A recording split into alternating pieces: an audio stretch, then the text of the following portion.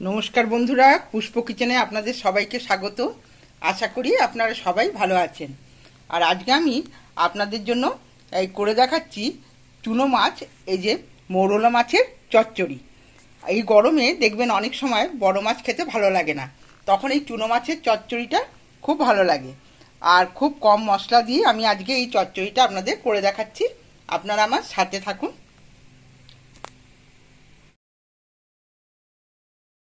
এই চুনো মাছের চচ্চড়ি করতে আমি নিয়ে নিয়েছি চুনো মাছ।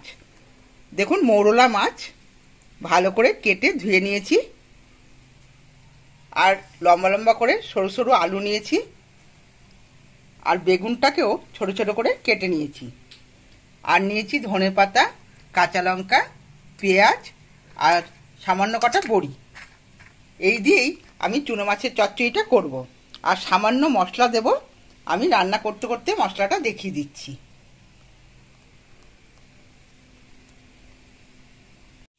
মাছটাতে আমি পরিমাণ মতো লবণ দিয়ে দিলাম, আর পরিমাণ মতো হলুদ দিয়ে দিলাম, দিয়ে ভালো করে মাখিয়ে নিলাম।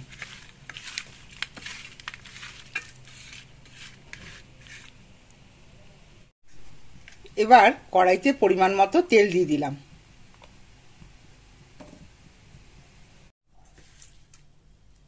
তেলটা গরম হয়ে গেছে। এবার আমি মাছগুলোকে দিয়ে দেব। অল্প অল্প করে মাছ দিয়ে মাছগুলোকে আমি ভেজে নেব। মাছগুলো একবারে দিলে ভেঙে যাবে, এই জন্য আমি মাছটা দুবারে ভাজব। মাছগুলো ভাজা হয়ে গেছে, এবার আমি তুলে নিচ্ছি। বাকি মাছটাও আমি এইভাবেই ভালো করে ভেজে নেব।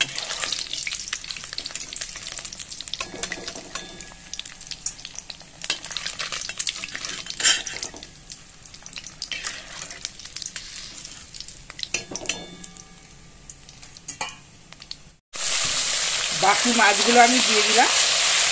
এইগুলোকেও একইভাবে ভেজে তুলে নেব।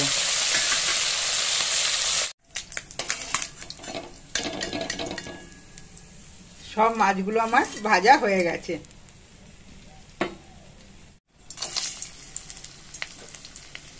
এবার এই বড়ি চারটিও দিয়ে দিলাম, একটু ভেজে নেব।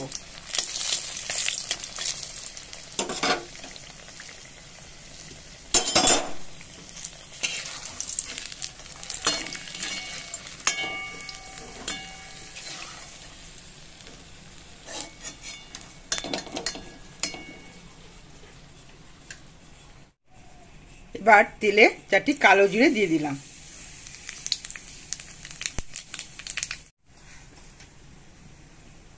এবার কেটে রাখা আলুগুলোকে তেলে দিয়ে দেব।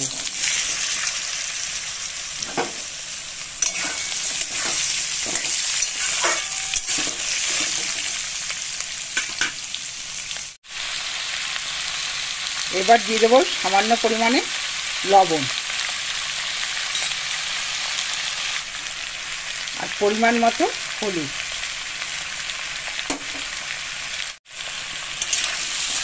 আলুটাকে একটু ভেজে নিতে হবে।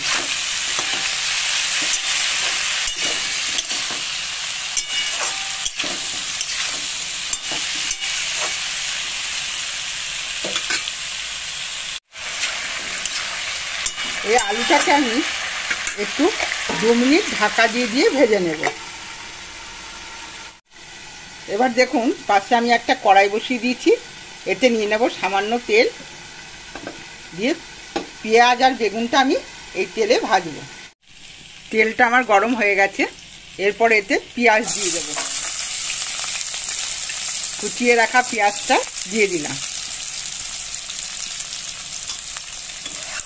দিয়ে হালকা ভাজতে হবে।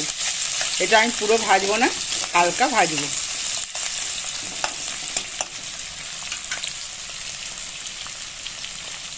পেঁয়াজে 4টি কাঁচা লঙ্কা দিয়ে দিলাম। আপনারা ঝালটা আপনাদের পরিমাণ মতো দেবেন।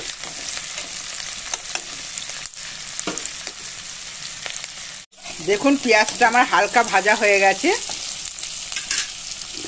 এরপর আমি এই কুচানো বেগুনগুলোকে এতে দিয়ে দেব। বেগুনটা দিয়েও আমি ভালো করে এবার ভেজে নেব।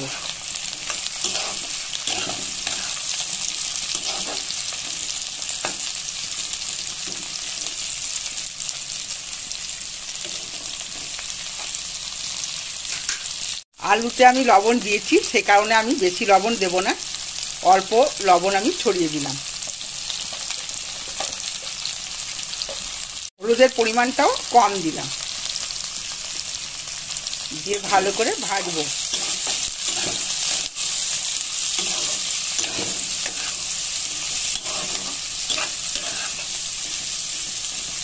একটু কম তেলে যদি আপনারা করতে চান তাহলে ঢাকা দিয়ে দিয়ে ভাজলে এই বেগুনটা সেদ্ধ হয়ে যাবে।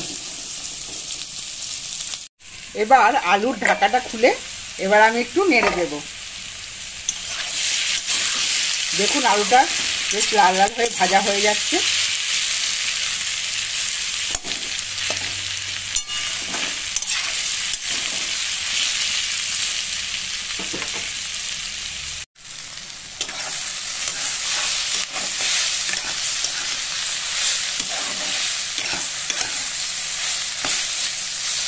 বেগুন আর পেঁয়াজটা আমার মোটামুটি ভাজা হয়ে গেছে।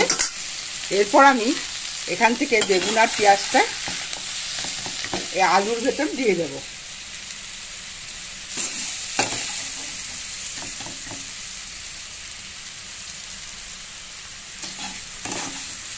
যেটুকু ভাজা বাকি আছে এই আলুটার সাথেই হয়ে যাবে। দিয়ে আমি ভালো করে নেড়ে চেড়ে এবার এখানে ভাজবো।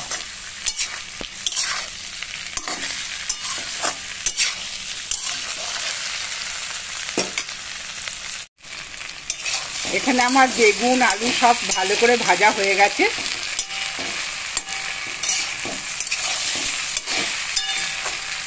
আলুগুলো ভাজতে ভাজতে দেখুন সেদ্ধ হয়ে গেছে।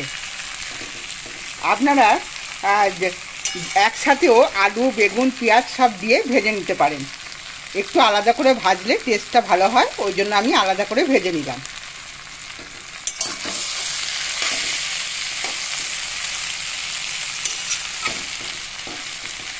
আলুটা দেওয়ার পরে 5 মিনিট পরে আপনারা বেগুনটা দিয়ে দেবেন আর পেঁয়াজটাও দিয়ে দেবেন, দিয়ে ভেজে নেবেন, তাহলে খুব অল্প সময়ের মধ্যেই হয়ে যাবে।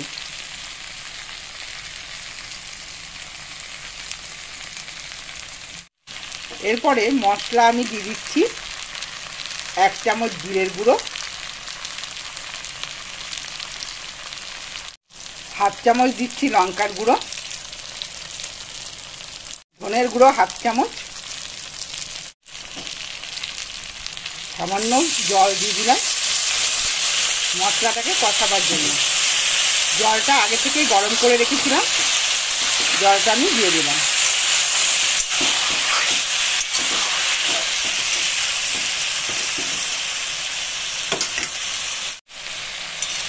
জলটা খুব সামান্য দিয়ে আমি কষিয়ে নিচ্ছি, কেননা যেহেতু সব গুঁড়ো মশলা বেশি জল দিয়ে কষাবার দরকার নেই, হালকা জল দিয়ে কষিয়ে নিলাম। যদি বাটা মশলা হতো তাহলে কষাতে হতো বেশি, আর গুঁড়ো মশলা কম কষালেই হয়ে যায়।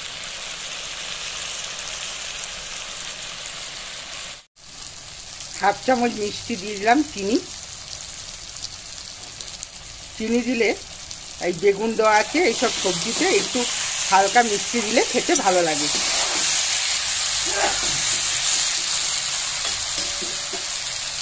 এবার বড়িগুলো এতে দিয়ে দিলাম, ভেজে রেখেছিলাম সামান্য বড়ি, আমি 4-5টা বড়ি এতে দিলাম।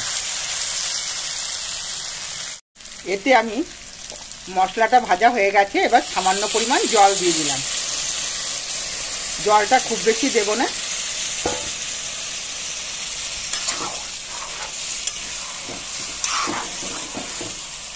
চচ্চড়ি সাধারণত আপনার শুকনো শুকনোই হয়, ওই জন্য খুব সামান্য জল দিলাম।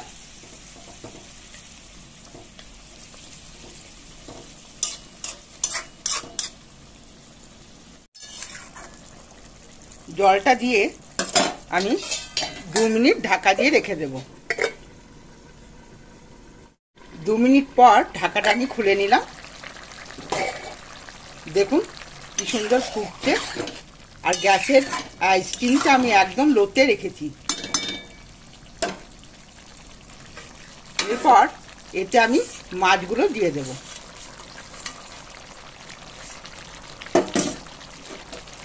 মাছগুলো দিয়ে ভালো করে নেড়ে নেব। খুব হালকা হাতে নাড়তে হবে যেন মাছগুলো ভেঙে না যায়।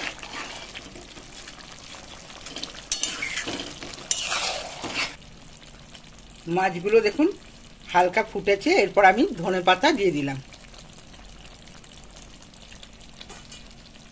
সামান্য ধনেপাতা এতে দিয়ে দিলাম। চুনো মাছের চচ্চড়িতে ধনেপাতা দিলে খুব ভালো লাগবে। আর এটাই গরমের দিনে খুব ভালো একটা আমাদের তরকারি। এই মাছের চচ্চড়ি দিয়ে গরমের দিনে খুব ভালো ভাত খাওয়া যায়। বড় মাছ তখন খুব একটা ভালো লাগে না। এইভাবে যদি আপনারা হালকা করে চুনো মাছের চচ্চড়ি রান্না করেন আর কিছুই লাগবে না ভাতে। মাছের ঝালটা আমার কমপ্লিট হয়ে গেছে, দেখুন একদম শুকিয়ে গেছে।